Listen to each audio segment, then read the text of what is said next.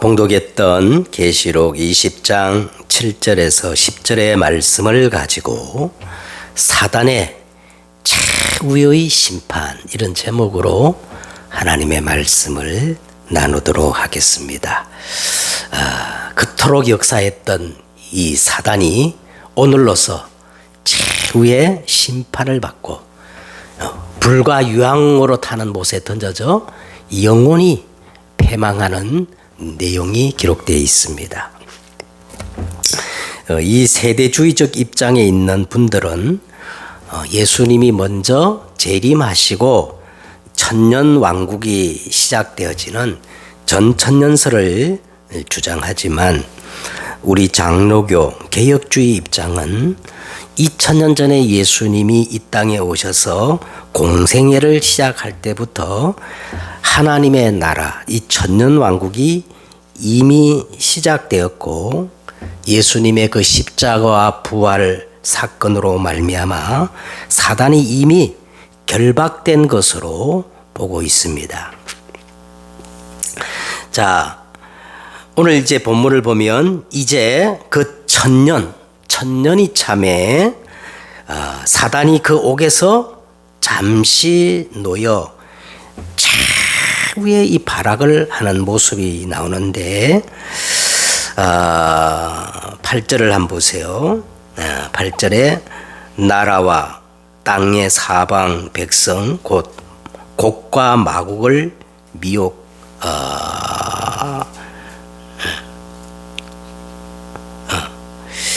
곡과 마곡을 미혹하고 모아 싸움을 붙이리니 그 수가 바다의 모래 같으리라 그랬습니다. 이 곡과 마곡이라는 게 뭘까요? 곡과 마곡은 에스겔서의 38장, 39장에 이렇게 보면 나오는데 이 곡은 마곡의 왕입니다. 마곡의 왕이 누구예요? 곡이에요. 곡과 마곡이 나오는데 이 곡은 마곡의 왕으로 하나님을 대적하는 모든 이방 그 민족들의 상징적 연합을 뜻하는 거예요.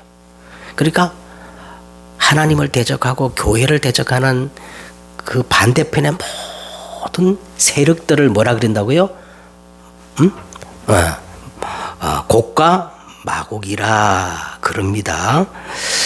그래서 뭐 어떤 특정한 곡과 마곡을 여러 가지 해석이 있는데 이 곡과 마곡이라는 것은 어떤 특정한 민족이 아니라 하나님을 대적하는 강력한 모든 세력의 이 연합과 그 대표자를 이끌어서 곡과 마곡이라 그럽니다.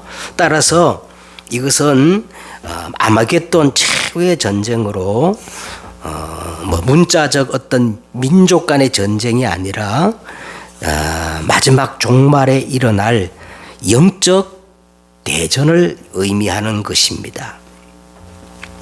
그래서 이 구절에 보면 그들이 지면에 널리 펴져 이 사단과 그 곡과 마곡 이것들이 지면에 널리 펴져서 자, 그 단어를 주목해 보세요.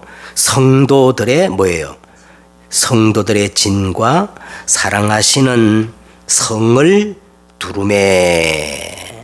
자, 여기서 이제 성도들의 진과 사랑하는 성이라는 게 뭘까? 이 성도들의 진이라는 거는요, 성도들의 무장을 의미하는 거예요.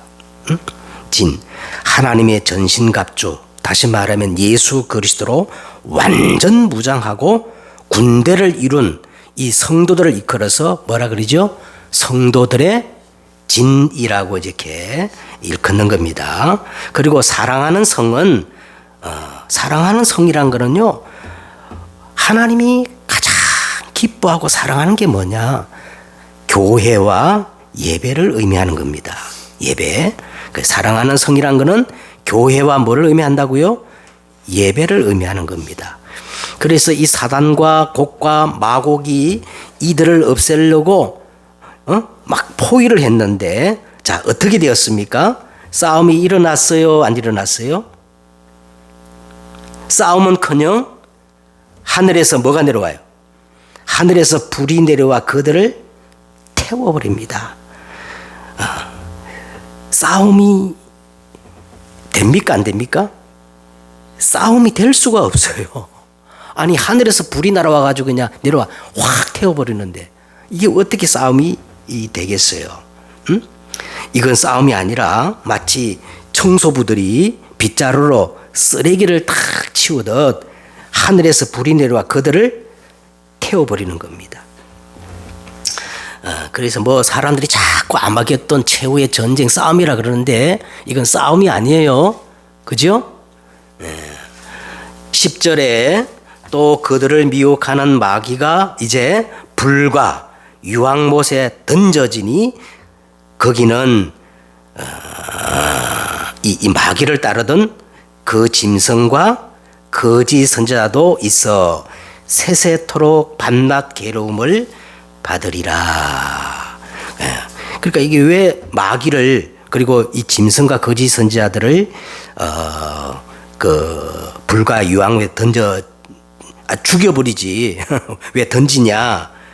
자, 이거는 마귀는 영적 존재이기 때문에 소멸되거나 없어지는 존재가 아니기 때문에 오늘 불과 유황못에 던져 세세토록 밤낮 괴로움을 받는 겁니다.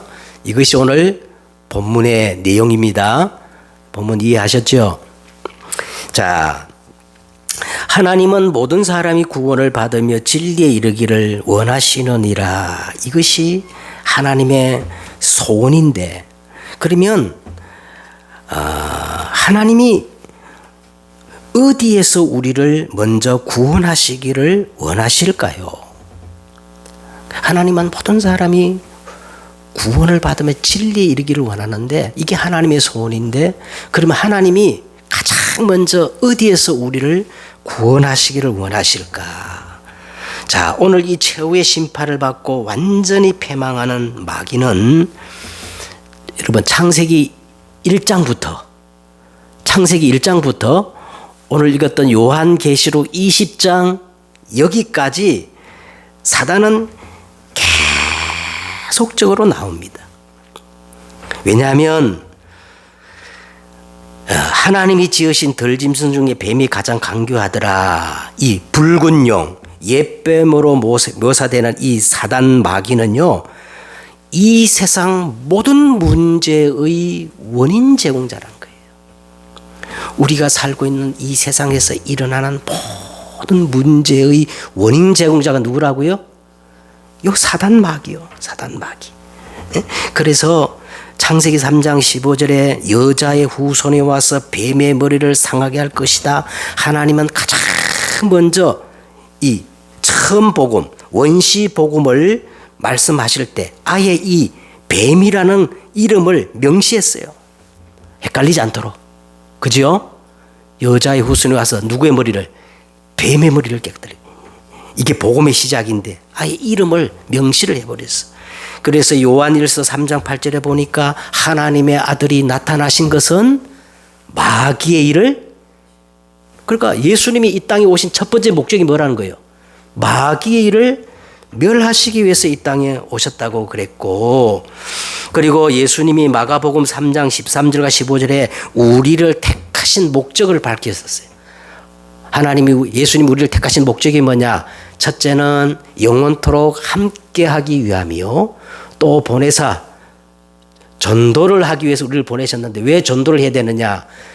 귀신을 내어 쫓는 권세를 주셔서 우리 인간의 이 영적 문제를 해결하기 위해서 하나님이 우리를 택하셨다는 거예요. 응? 그러면서 마태복음 12장 28절과 30절에 예수님이 이렇게 말합니다. 그러나 내가 하나님의 성령을 힘입어 귀신을 쫓아내는 것이면 하나님의 나라가 이미 너희에게 임하였느니라. 사람이 먼저 강한 자를 결박하지 않고서야 어떻게 그 강한 자의 집에 들어가서 그 세간을 강탈할 수 있겠느냐? 결박한 후에야 그 집을 강탈하리라 하시면서 계속해서 예수님이 아주 중요한 말씀을 하시는 거예요. 30절에 이렇게 말합니다. 예수님이 이 영적인 말을 말씀하시고 이 예수님이 하시는 말을 알아듣지 못하면 나와 함께하지 않는 자요. 나와 함께하지 아니하는 자는 나를 반대하는 자요. 나와 함께 모으지 아니하는 자는 나를 해치는 자니라. 자, 예수님이 이렇게 말한 거예요. 여러분 어떻습니까? 영적인 눈을 뜨고 우리가 요한계시록을 이렇게 쭉 봐왔잖아요. 그리고 요한계시록을 보면은 마지막 모든 심판의 목적이 뭐였어요? 누구를 심판하는 거예요? 인간 모든 문제의 원인을 정한 이 사단을 심판하는 게 요한계시록의 주 목적이었습니다. 한마디로 인간은 본질적으로 영적 존재이고 우리 인간에게 일어나는 모든 문제는 영적인 문제에서 시작되었다는 거예요. 그죠? 자, 그래서요, 지금 우리가 온 땅에 사실은 막 모든 문제 배우에 영적인 문제가 있는 거예요. 그렇죠? 이 영적 문제가 차고 넘치는데, 그런데요, 교회는 이 사단을 강조하고 영적 문제를 강조하면 뭐라 기르냐면 이단 귀신론이라고 매도를 합니다. 실제로 또 혹이라도 어떤 목사님이 이 사단 귀신에 대해서 설교를 하면요 아주 수준 낮은 것으로 치부해버리는 그런 분위기예요. 그러나 여러분, 성경의 핵심 진리는 이 사단이 완전히 결박되어야, 여기서 우리가 해방되어야 인간의 근본 문제가 치유된다는 거예요. 이 강한 자가 결박하지 않고는 인간의 근본 문제가 해결된다, 안 된다? 안 된다고 예수님이 그렇게 말씀을 하고 있습니다. 자, 그러면 먼저 오늘 서론적으로 사단의 기원과 운명입니다. 오직 성경에서만 우리 인생 모든 문제의 원인 제공자 사단의 기원과 그 운명을 밝히고 있는데, 창세기 여러분 1장 2절 또 창세기 2장 15절에 볼 것 같으면 분명히 이 사단은 인간 창조 이전에 먼저 존재하고 있었던 게 분명합니다. 그렇죠? 땅이 혼돈하고 공허하며 흑암이 기품이 있었다 그랬죠. 하나님께서 첫사람 아담을 딱 지으시고 에덴 동산에 이 동산을 경작하며 어떻게 하셨어요? 지키게 하셨다는 말은요, 이 사단이 우리 인간이 가진 에덴의 축복을 틈틈이 노리고 있다는 거예요. 안 그래요? 그리고 에스겔서 여러분 28장 12절과 17절에 보면은 이 사단은 각종 보석과 아름다움으로 치장된 타락한 천사였어요. 예? 예. 타락한 천사. 그 다음에 이사야 14장 12절과 15절에 보니까 이 사단이 교만하여 하나님을 대적하여 하늘에서 떨어진 자입니다. 그래서 창세기 6장 네피림이란 말이 뭐예요? 네피림 말이 하늘에서 떨어진 자, 이게 네피림입니다. 사단은 하늘에서 떨어진 자에 하나님께 패하고, 그래서 창세기 3장 1절과 7절, 에베소서 2장 2절에 보니까 첫사람 아담과 하와를 미혹해가지고 타락시켜 그때부터 이 사단이 이 세상 신, 세상 임금으로 군림하고 역사하고 있는 겁니다. 맞죠? 그런데 골로새서 2장 14절에 보니까 예수 그리스도가 십자가로 이 통치자들과 권세자들을 무력하여 드러내어 구경거리로 삼으시고 십자가로 그들을 어떻게 했어요? 이기셨느니라. 완전히 예수님의 십자가와 부활로 사단의 머리를 깨었어요, 안 깨었어요? 깨트려버린 거예요. 그런데 이 사단이 마지막 최후의 심판까지 여전히 최후의 발악을 하는데, 에베소서 4장 27절에 보니까 믿는 신자에게도 계속 복음의 틈이 생기면 들어와 가지고 역사합니다. 성경이 그렇게 돼 있어요. 그래서 마귀로 어떻게 해요? 틈타지 못하게 하라. 그리고 요한복음 8장 44절에는 여전히 불신자에게는 세상 임금, 이 세상 신, 그들의 운명을 쥐고 있는 아비로 역사하고 있다고 성경 말씀하고 있습니다. 그리고 이 사단의 운명은 이미 결정되어 있어요. 그죠? 결정되어 있는데 잠시 하나님의 주권 속에 역사할 뿐이에요. 어떻게 결정되어 있나? 오늘 이제 그 본문이에요. 그들의 최후는 이제 영원히 심판받고 불과 유황의 못으로 던져질 운명입니다. 그래서 마귀는 결코 하나님과 동등된 존재가 아니라 전적으로 하나님의 통치 안에 있는 제한된 피조물이다. 싸움 자체가 안 돼요. 이거 싸움 자체가 안 돼. 하늘에서 불이 내려와 그들을 소멸시키는데 무슨 싸움입니까? 우리는 그리스도 안에 있는 정체성만 딱 알고 있으면 사단은 무서운 존재가 아니고 두려운 존재가 아니고 아주 더럽고 귀찮은 존재예요. 알겠죠? 예? 손도 대지 못합니다. 자, 그러면 첫째로 마귀의 본질과 이 정체를 우리가 알아야 돼요. 마귀의 본질과 정체를 알려면 그 마귀 이름을 알면 돼요. 마귀 이름의 뜻을. 자, 첫째 이 사단이란 말은요. 사단이란 말은 원래 원문에 사단이란 뜻은 뭐냐? 대적자. 그리고 분리자 이런 뜻이 있어요. 사단의 뜻이 뭐라고요? 끊임없이 하나님을 대적하고 그리고 분리시키는. 예? 그리고 마귀란 뜻이 뭐냐면 참소자, 온 천하를 깨는 자, 이간자 이런 뜻이 있습니다. 이게 마귀의 일이에요. 마귀는 눈에 안 보이지만 마귀의 일을 딱 보면 이게 마귀 사단의 짓이구나. 그들이 하는 일이 뭐예요? 끊임없이 대적하고 분리시키고 참소하고 온 천하를 깨고 이간시키고 고발하고 이게 사단의 짓입니다. 그러면서 요한복음 8장 44절에 너희는 너희 아비 마귀에게서 났으니 너희 아비의 욕심대로 너희도 행하고자 하느라. 그는 처음부터 살인한 자요. 진리가 그 속에 없으므로 진리에 서지 못하고 거짓을 말할 때마다 제 것으로 말하나니 이는 그가 거짓말쟁이요 거짓의 아비가 되었느니라. 그러니까 이 사단의 본질은요 늘 거짓을 가지고 선동해요. 오만 좋은 것을 다 끌어다가 선동하는데 알고 보면 본질이 뭐예요? 거짓입니다. 그리고 사단은 우리를 축복하는 존재가 아니라 우리를 도적질하고 죽이고 멸망시킨 이게 사단의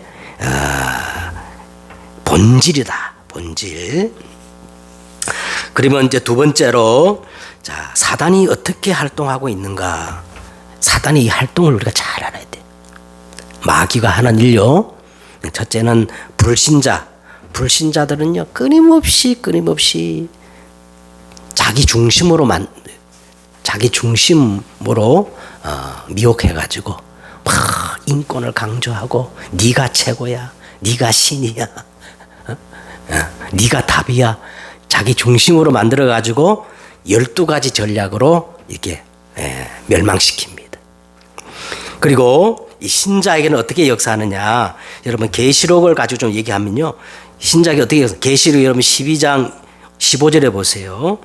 여자의 뒤에서 뱀이 그 입으로 물을 강같이 토하여 여자를 물에 떠내려가게 한다는 거예요. 여러분 홍수가 나면 모든 물이 오염돼 가지고 정작 마실 물이 없듯이 사단은 이 마지막 때 어떻게 역사하느냐? 막 말씀이 풍성하게 홍수를 이렇게 만들어 가지고 그래가지고 참 복음을 분별하지 못하게 만든대. 그렇죠? 지금 그래요, 안 그래요? 얼마나 말씀이 홍수를 이루는데 생명수 참 복음이 힘해져 버려요. 네. 헷갈리게 만든다는 거예요. 그리고 계시록 여러분 13장에 보니까 요 사단 마귀가 두 짐승을 이 땅에 자기 대행자로 보내지요.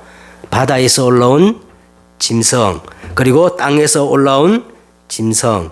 이 바다에서 올라온 짐승은 막강한 정치적 권력을 가지고 이 교회와 성도를 핍박하는 적그리스도입니다. 여러분 지금 우리나라를 한번 보세요. 자유민주 국가에서요. 예전에 군사 독재 정권에서도 없었던 일이 지금 막 벌어지고 있어요.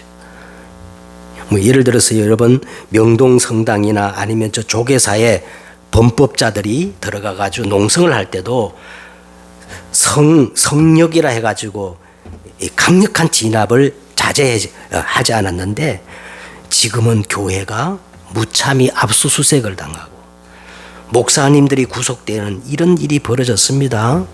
여러분 앞으로 더 이 바다에서 올라온 이 정치적 적그리스도가 교회와 성도를 어떻게 해요? 핍박하는 강도가 더 높아질 겁니다. 알겠죠? 그리고 이 땅에서 올라온 짐승은 뭐였어요? 어린 양처럼. 어린 양이 누구예요? 예수 그리스도. 예수 그리스도는 두 뿔을 가졌는데 입에서는 무슨 말을 해요? 용의 말, 뱀의 말을 하는 적그리스도가 막 창궐할 겁니다. 복음 아닌 것들이 교회에서 얼마나 지금 선포되는지 몰라요. 자, 그런데 이 두 짐승이 하는 일은 두 가지였어. 우리 계시록 13장에 보니까. 첫째는 뭐 하느냐 하면 이 두 짐승이 하나같이 뭐 하게 하느냐? 우상 숭배하게 만들어요. 예? 여러분 우상이 뭘까요? 우상은 유한합니다. 우상은 만물 물자. 물자 알죠? 물. 만물 물자. 물이에요. 만들어진 거예요. 그리고 우상은 죽은 겁니다. 그러나 하나님은 어떤 분입니까? 하나님은 무한하셔요. 시간적으로 영원하시고 공간적으로 끝이 없으시고 무변하시는 분이십니다. 하나님은 스스로 계신 분이시며 스스로 계신 분은요 피조물이 아니에요. 하나님의 영이시니 그랬잖아요. 하나님은 영이시니. 하나님이 영이라는 것은 스스로 계심을 뜻합니다. 그래서 어디 하나 계셔요. 창조주이십니다. 그러나 우상은 물이요. 우상은 만들어진 우상은 뭐 인물이거든 동물이거든 식물이거든 피조물이든 간에 다 물이잖아요. 그러나 우상은 죽은 것입니다. 자, 이 두 짐승이 가장 매혹적인 것을 가지고 아니면 막 강력한 힘을 가지고 모든 사람으로 우상 숭배하게 만들고 그렇게 역사합니다. 그래서 이 칼빈이라는 사람이 이렇게 말했어요. 모든 인간의 마음은 우상을 만드는 공장이다. 네. 모든 인간의 마음은 우상을 만드는 공장이다. 네. 이런 표현을 쓰면서 무신론자는 없다. 하나님을 모르는 자는 다 알고 보면 우상 숭배하는 자들이다. 그렇게 말씀을 합니다. 두 번째는 이 두 짐승이 하는 일이 뭐냐면 첫째는 우상을 숭배하게 만들고 두 번째는 짐승의 표 666을 받게 해가지고 세상을 다 짐승화시키는 거예요. 여러분 666표란 666이란 말 많이 들어봤죠. 이거를 막 다 이상하게 해석하는데 여러분 이 666을 성경은 이렇게 말했어요. 짐승의 표다. 666이 뭐다고요? 짐승의 표라고 그렇게 명확히 말했습니다. 그래서 이름이 말해주듯이 이 짐승의 표란 것은 창세기 1장 27절과 28절에 나오는 원래 인간 하나님의 형상을 망가뜨리는 것을 보고 뭐라 그래요? 666 짐승의 표라고 그렇게 할 수가 있습니다. 지금 일어나는 세상의 현상을 보세요. 소위 인권이란 이름으로 얼마나 사람들이 순리대로 살지 않고 영리, 하나님의 형상을 잃어버리고 짐승화되고 가고 있습니다. 이게 두 짐승이 하는 일이에요. 그러면서 이제 계시록 17장과 18장에서는 이 사단이 큰 성 바벨론, 큰 음료를 통해서 역사하는데, 이 음료는 두 짐승의 시녀, 두 짐승의 시녀로서 하나님을 대적하고 교회와 성도를 비판하는 세상의 모든 가치와 문화 전체를 상징하는 겁니다. 그래서 이 큰 음녀가 음행의 포도주로 사람을 어떻게 해요? 취하게 만든다고 계시록은 우리에게 말씀하고 있어요. 다 취하게 만들어요. 사람이 취하면 분별력이 없어지겠지요. 살이 분간을 못하겠지요. 그래서 이 큰 음녀가 음행의 포도주로 사람을 어떻게 해요? 전부 취하게 만들어서 진리를 희미하게 만든다. 자, 그러면 오늘 세 번째, 오늘 우리가 이 영적 실체, 큰 붉은 용, 옛뱀, 마귀라고도 하고 사단이라고도 하고 온 천하를 깨는 자, 그 사자들, 악령 귀신들, 밤낮 참소하는 이 영적 실체를 진짜 바르게 알면 알수록 그냥 복음이 아니라, 대강 복음이 아니라, 그냥 복음이 아니라 무슨 복음을 깨닫게 된다고요? 오직 복음. 이 영적 실체를 알면 알수록 다른 것으로는 해결이 안 돼. 그래서 하나님 우리에게 복음을 주셨는데 그 복음이 그냥 복음이 아니라 오직 복음으로 이렇게 답을 잃을 수밖에 없는 거예요. 그래서 요한계시록은 처음 시작할 때 1장 5절에 보면은 예수 그리스도를 이렇게 표현합니다. 충성된 정인이다. 충성된 정인이란 예수님이야말로 하나님의 모든 언약을 성취하는 언약의 성취자라는 거예요. 성취자. 그래서 죽은 자들 가운데서 먼저 나시고 땅의 임금들의 머리가 되신 예수 그리스도, 우리를 사랑하사 그의 피로 우리 죄에서 우리를 해방하신, 자, 이렇게 시작되는데, 예수 그리스도는 마귀를 멸하신 만왕의 왕이시며 갈보리 십자가에서 죄와 사망의 법에서 우리를 해방시키신 대제사장이시여 하나님을 만날 수 있는 새롭고 살 길을 여신 참 선지자, 이걸 합친 것이 그리스도인데 바로 예수 그리스도가 여기에 충성된 정인이다 그런 거예요. 알겠죠? 예수님은 어떤 분이에요? 충성된 정. 그래서 계시록 7장 10절에 보니까 큰 소리로 외쳐 이르되 구원하심이 보좌에 앉으신 우리 하나님과 누구께 있도다? 어린 양에게 있도다. 할렐루야. 구원은 우리가 노력하고 열심히 해가지고 막 11조 많이 해서 받아내는 게 아니라 누구께로부터 온다는 거예요? 보좌에 앉으신 우리 하나님과 어린 양에게부터 구원이 하심이 우리에게 온다는 거예요. 그래서 계시록 12장 11절에 보니까 이 사단을 이기는 유일한 길은 하나밖에 없다고 나오는데, 또 우리 형제들이 어린 양의 피와 자기들이 정하는 말씀으로서 그를 이겼느니라. 이거밖에 없어요.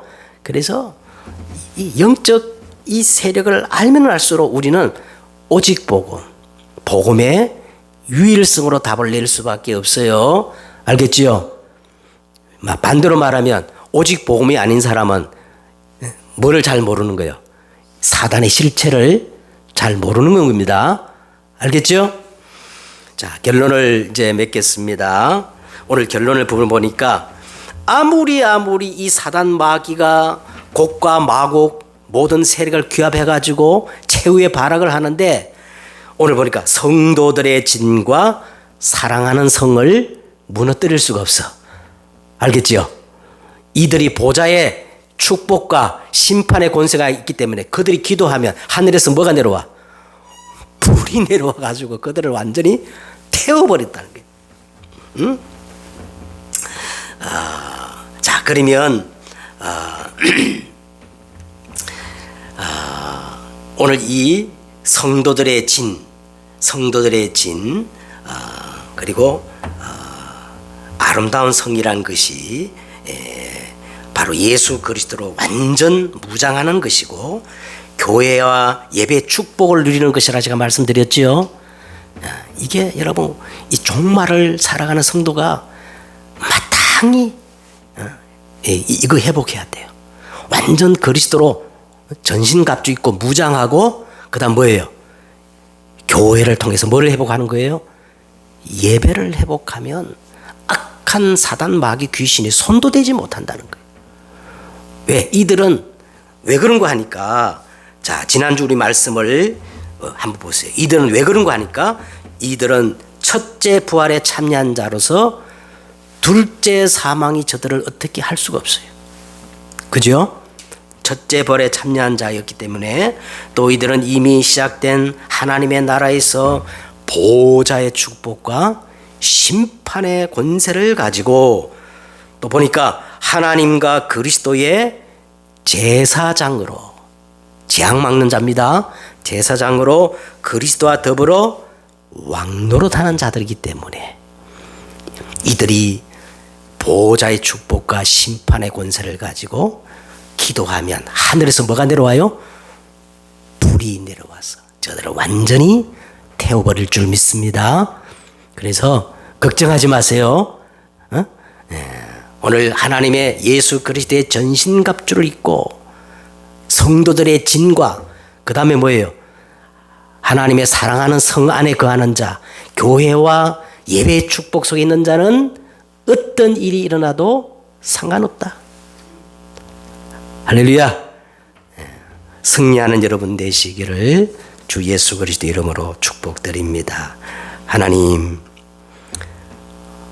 세상을 우리가 쳐다보면 하나님이 심판하지 않으면 안 되는 말세지 말입니다. 이때 우리는 성도들의 진과 사랑하는 성 안에 거하는 자가 되어지게 하옵소서. 주 예수 그리스도 이름으로 기도드렸사옵나이다. 아멘.